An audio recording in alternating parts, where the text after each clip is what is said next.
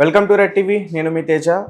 అయితే వివేకానంద రెడ్డి హత్య కేసు, ఈ కేసు గురించి అందరికీ తెలిసిందే. ఇప్పటివరకు దీంట్లో ప్రధాన నిందితులను ఇప్పటివరకు అరెస్ట్ చేశారు. వాళ్ళ మీద బెయిల్తో వాళ్ళు బయట కూడా ఉన్నారు. అయితే ఆ హత్య కేసుకు సంబంధించి ప్రత్యక్ష సాక్షి రంగన్న ఆయన అనుమానాస్పదంగా మృతి చెందారు. ఆమె యొక్క భార్య సుశీల పులివెందుల పోలీస్ స్టేషన్లో కంప్లైంట్ ఇచ్చారు. ఆ కేసు ఇంకా ఇన్వెస్టిగేషన్ జరుగుతుంది. సో దీనికి సంబంధించి మరిన్ని విషయాలు మనతో పాటు డిస్కస్ చేయడానికి సీనియర్ జర్నలిస్ట్ భరద్వాజ్ గారు ఉన్నారు. ఆయనతో మాట్లాడే ప్రయత్నించారు. నమస్తే సార్. నమస్తే అండి.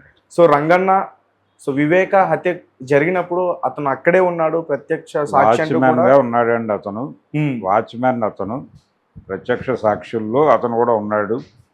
ఆల్రెడీ ఇంకొంతమంది సాక్షులు చనిపోయారు. చనిపోయిన జాబితాలో ఇతను నెంబర్ 4. ఓకే. రంగన్నది.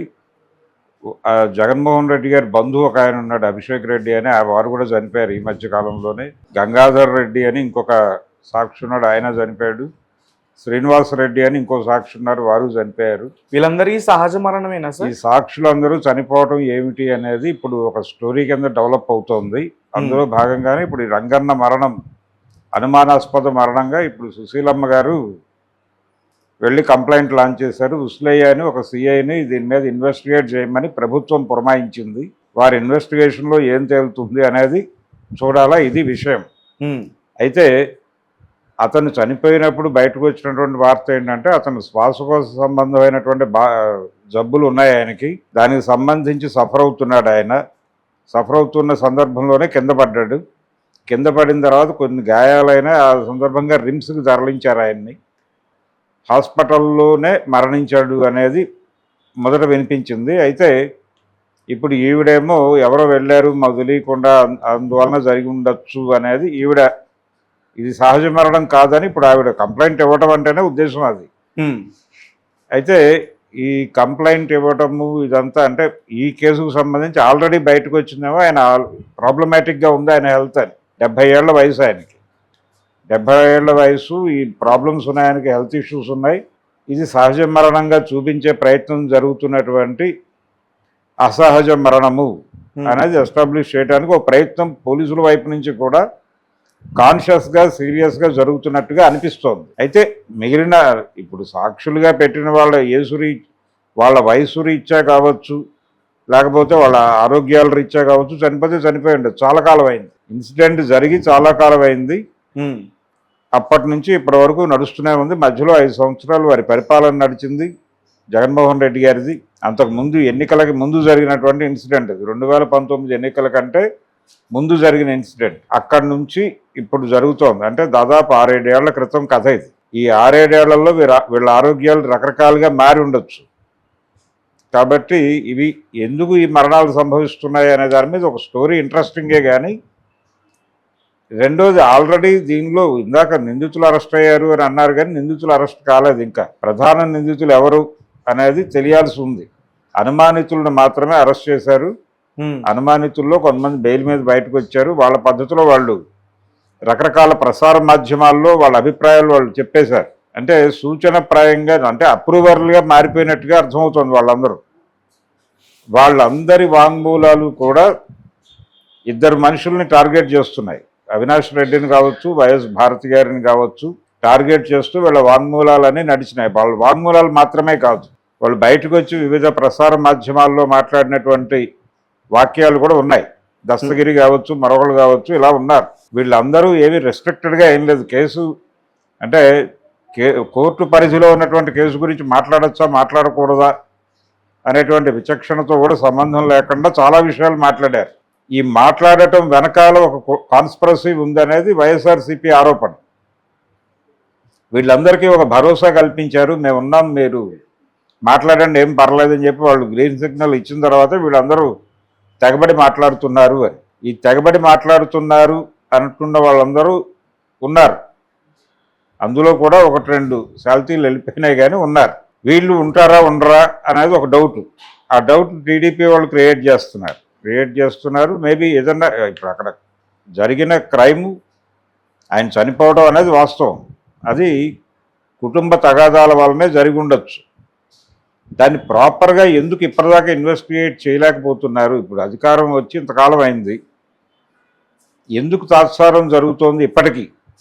ఇంకా ఎందుకు నానుస్తున్నారు, 9 నెలలు అయిపోయింది, జగన్మోహన్ రెడ్డి కాలంలో సక్రమంగా జరగలేదు అని చెప్పి గొడవ చేశారు. ఎందుకు జరగలేదంటే వారి కుటుంబం తాలూకా ఇన్వాల్వ్మెంట్ ఉంది దీనిలో అన్నారు.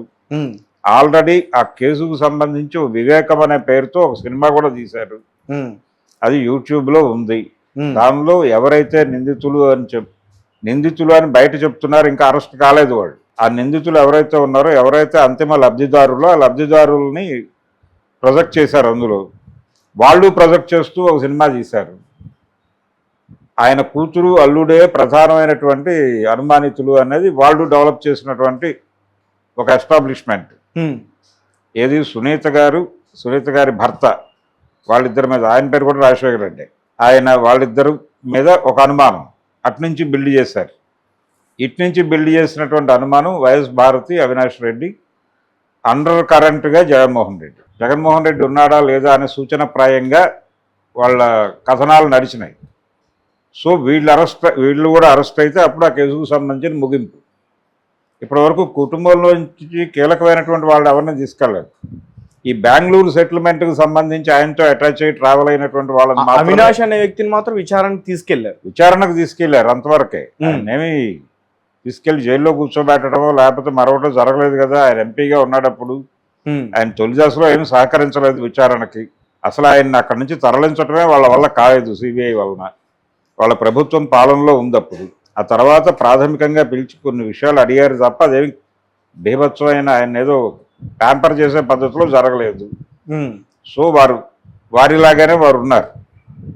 భారతి గారిని తీసుకెళ్ళలేదు ఇప్పటిదాకా. ప్రపంచం అంతా మాట్లాడుకుంటున్నటువంటి ఆవిడని తీసుకెళ్ళలేదు. అలాగే ఇంకా చాలామంది ఈ కేసులో ఇన్వాల్వ్ అయి ఉన్నారు అని చెప్తున్నటువంటి వాళ్ళని ఎవరిని ఇంట్రాగేట్ చేయలేదు.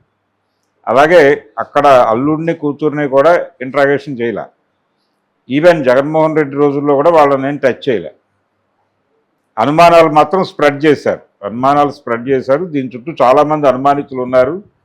అంతిమ లబ్ధిదారులు ఎవరు అనే గొడవ జరుగుతోంది. ఆయనకు ఒక సెకండ్ వైఫ్ ఉంది అనేది ఎస్టాబ్లిష్ చేశారు. ఆవిడ హైదరాబాద్లో ఉంటారు, ఆవిడ ముస్లిం, ఇవన్నీ ఎస్టాబ్లిష్ చేస్తూ ఆవిడకు ఒక కుమారుడు ఉన్నాడు, ఆస్తి అతనికి వెళ్ళిపోతుందనే ఉద్దేశంతోనే వీళ్ళు చేశారనేది వాళ్ళు ఎస్టాబ్లిష్ చేసినటువంటి కథ. అవును, అలా వీళ్ళు ఎస్టాబ్లిష్ చేసినటువంటి కథలో కూడా అంతిమ లబ్ధిదారులు వాళ్ళు. ఏది పొలిటికల్గా కూడా ఇతన్ని ఎలిమినేట్ చేయడం ద్వారా ఆ ఏరియాని మన కట్టుబాటులో ఉంచుకోవచ్చు అనే ఉద్దేశంతో వాంటెడ్గానే వాళ్ళు వివేకాన్ని అడ్డు తొలగించుకున్నారు అవినాష్ రెడ్డి అనేది ఒక ఆరోపణ. ఈ ఆరోపణలన్నీ ప్రూవ్ కావాలి. ప్రూవ్ అయిన తర్వాత కదా వాళ్ళు నిందితులు అనేది. కనీసం ముందు పోలీసులు వాళ్ళని కస్టడీలో పెట్టైనా చేయాలి కదా. వాళ్ళు బయట ఉన్నారు. బయట ఎందుకు ఉంచుతారు నిందితులు? ఒక ఆరోపణ పడిన తర్వాత ఎందుకు అరెస్ట్ చేస్తున్నారు? అతను నేరం చేశాడని కన్ఫర్మ్ అయ్యి కాదు. ఎందుకు తీసుకెళ్తున్నారంటే అతని మీద ఆరోపణ ఉంది, అతన్ని లోపల పెడితే బయట ఉండి సాక్ష్యాలను మేనేజ్ చేయకుండా ఉంటాడు అనే ఉద్దేశంతో లోపల పెడతారు. ట్రయల్ జరిగాక జడ్జి గారు నిర్ధారించిన తర్వాత మాత్రమే వాడు నేరస్తుడు అవుతాడు. అప్పటి వరకు అనుమానితుడే ఎవరైనా కానీ. అయితే ఈ అనుమానితులు బయట ఉండటం సబబా? ఇన్ని ఆరోపణలు ఉన్నప్పుడు అందరినీ లోపల పెట్టి విచారించి అందులో ఎవరు నేరం చేశారో నిర్ధారించి వారికి శిక్షలు వేసి మిగిలిన వాళ్ళని వదిలేయచ్చు కదా. మహాత్మా గాంధీ గారి కేసులో కూడా, ఆయన హత్య కేసులో చాలామందిని అరెస్ట్ చేశారు. ఒక 15 మందిని లోపల వేశారు ముందు ఆ కేసులో. వేసిన తర్వాత ఫైనల్గా శిక్షలు పడింది. ఉరి శిక్షలు 2 పడ్డాయి, 4 5 లైఫ్లు పడ్డాయి. మిగిలిన వాళ్ళందరూ వీర సావర్కర్తో సహా అందరూ బయటకు వచ్చేసారు. అలాగే చేయాలి కదా ఎవరైనా. వీళ్ళ మీద అనుమానాలు రోడ్డు మీద మాట్లాడుకున్నారుగా, అవినాష్ మీద, భారతి గారి మీద, తర్వాత అటువైపు రాజశేఖర రెడ్డి మీద, తర్వాత సునీత గారి మీద, వీళ్ళందరి మీద అనుమానాలు ప్రపంచం రోడ్డు మీద మాట్లాడుకుంది కదా. వీళ్ళందరినీ కూడా తీసుకెళ్లి లోపల పెట్టాలి కదా. ప్రధాన నిందితులు వీళ్ళే అయి ఉండే అవకాశం ఉంది కదా. అంతిమ లబ్ధిదారులు మధ్యలో పట్కారులాగాను స్క్రూ డ్రైవర్లాగాను పనిచేసిన వాళ్ళని తీసుకెళ్లి లోపల పెట్టి వీళ్ళని విచారణ పేరుతో అలా తడిమి వదిలిపెట్టడం ఏం పద్ధతి అనే ఒక న్యూట్రల్ స్టాండ్ కూడా ఉంది అక్కడ కడప ఏరియాలో. సో వాళ్ళకు కూడా సమాధానం చెప్పాలి. ఇప్పుడు ఈ ఉస్లయ్యో ఎవరినో పట్టారు అక్కడ సిఐని. వారు ఈ దర్యాప్తు చేసి తన రంగన్న మరణంలో బయట వారి ప్రమేయం ఏవైనా ఉందా అనేది ఒకటి తేలాలి. ఆల్రెడీ చనిపోయినటువంటి శ్రీనివాసరెడ్డి, గంగాధర్ రెడ్డి వాళ్ళ మరణాలకు సంబంధించినటువంటి డీటెయిల్స్ ఏమిటి, పోనీ వాటిలో ఏదైనా ప్రూవ్ అయిందా వాళ్ళు హత్యలకు గురయ్యారు, చంపేశారు, వాంటెడ్గా జరిగిందని? ఉమ్, అది పోలీసుల బాధ్యత కదా. బయట స్పెక్యులేషన్స్ 100 మాట్లాడుతున్నారు దీని మీద. ఇంత అవకాశం ఎందుకు ఇస్తున్నారు మీరు బయట స్పెక్యులేషన్స్కి? డిపార్ట్మెంట్ క్లోజ్ చేయాలి కదా వెంటనే. దాని మీద ఒక ఆఫీసర్ని పెట్టి, ఇదిగో గంగాధర్ రెడ్డి అనేవాడు ఇందుకు చనిపోయాడు, లేకపోతే అవినాష్ ఇంకెవరో ఉన్నారు అక్కడ, అతను ఎందుకు చనిపోయాడు, వాళ్ళ బంధువే ఎందుకు చనిపోయాడు, దానికి సంబంధించి ఒక ఫైల్ ప్రపంచం ముందు పెట్టాలి కదా. ఏది ప్రపంచం ముందు అనుమానాలు తప్ప ఏది నిర్ధారణలు లేవు ఈ కేసుకు సంబంధించి. ఏది జగన్మోహన్ రెడ్డి గారి రాజ్యంలోనూ లేవు, ఇప్పుడు లేవు, కేవలం డౌట్సే. ఇలా డౌట్స్ మీద ఎంతకాలం నడుపుతారు ఈ కేసుని? అంటే పొలిటికల్గా వారు లబ్ధి పొందాలని చూస్తున్నారు, వీళ్ళు లబ్ధి పొందాలని చూస్తున్నారు. ఈవిడ మధ్యకాలంలో ఫైట్ చేయడం మానేసింది సునీత గారు. అవును, వివేకానంద రెడ్డి గారి కూతురు కుమార్తె ఆవిడ ఆ మధ్య దాకా జగన్మోహన్ రెడ్డి సీఎంగా ఉన్నంతకాలం ఆవిడ సీరియస్ ఫైట్ ఇచ్చారు. అవును, ఆవిడ రెగ్యులర్గా ప్రెస్ మీట్లు పెట్టేవారు. దాన్ని ఆంధ్రజ్యోతి, ఈనాడు వీళ్ళందరూ భుజాల మీద వేసుకుని మోసారు. అయిపోయింది పర్పస్. విజయం సిద్ధించిన తర్వాత వీరెవరో అంటే బోర దాటాక బోడి మల్లన్న అన్నట్టు అయిపోయింది పరిస్థితి. ఇప్పటికీ జగన్మోహన్ రెడ్డిని టార్గెట్ చేయాలంటే వీళ్ళే రంగంలోకి రావాలి. కాబట్టి ఆవిడకి ఏదో ఒకటి న్యాయం జరగాలి కదా. కనీసం మీరు ఎన్నికల్లో గెలుపుకి ఏదో మేరకు సహకరించింది ఆవిడకి ఏదో కనీసపు న్యాయమైనా జరగాలి కదా. పోనీ ఆవిడే చేశారా? ఆవిడ మీద కూడా ఆరోపణలు ఉన్నాయి, మీరు కడగండి, తేల్చండి. ఇటు ఈ ప్రభుత్వం ఆమెను టచ్ చేయట్లేదు, అటు ఆ ప్రభుత్వం కూడా టచ్ చేయలేదు కదా. టచ్ చేసుంటే ఆవిడ లోపల ఉండేది కదా. కేసు తేల్చిపోని వాళ్ళనే నిందితులుగా ప్రూవ్ చేసి మీరు లోపల వెళ్ళిగా శిక్ష పెట్టి ఇన్ని సంవత్సరాల 7 సంవత్సరాల పాటు ఆ కేసును ఎలా నడుపుతున్నారు మీరు?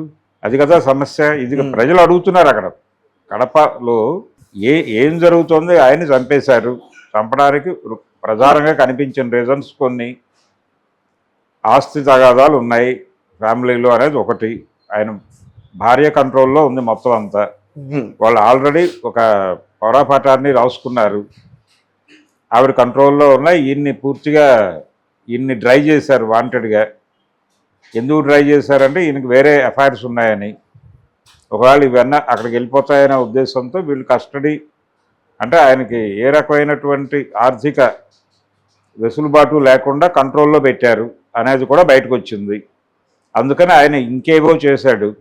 అందులో ఆ బెంగళూరు పంచాయతీ అనేది ఒకటి హ్యాండిల్ చేశాడు ఆయన. దానిలో వచ్చిన డబ్బుల్లో కూడా ఆయనకేమీ దక్కకుండా టోటల్గా అటు వెళ్ళిపోవాలి అని ఆవిడ అనుకున్నారని ఆయన భార్య. ఆ స్కీమ్లో సునీత గారు కూడా ఇన్వాల్వ్ అయి ఉన్నారని ఇలా కథ వీళ్ళ మీదకి టర్న్ అయింది. ఇలా 100 కథలు ఉన్నాయి దీని చుట్టూ. ఈ 100 కథల్లో ఏ కథ నిజము అనేది నిర్ధారించాల్సిన బాధ్యత ప్రభుత్వం మీద, పోలీసుల మీద ఉంది కదా. ప్రభుత్వాలు మారచ్చు, పోలీసులు వాళ్లే కదా.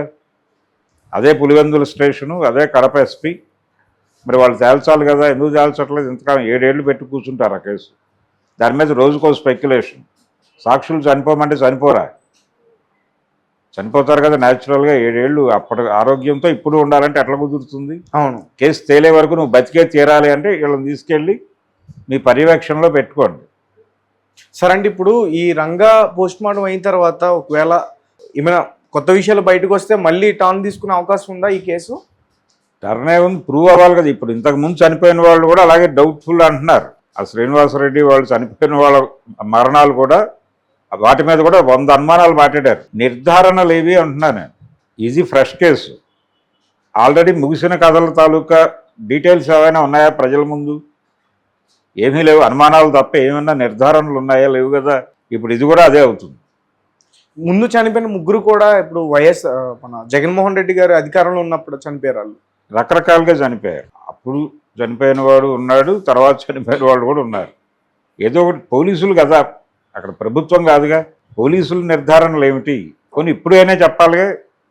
ఇప్పుడు కూడా ఆవిడ కంప్లైంట్ ఇచ్చింది. ఈ కంప్లైంట్ ముందే ఎందుకు ఇవ్వలేదు?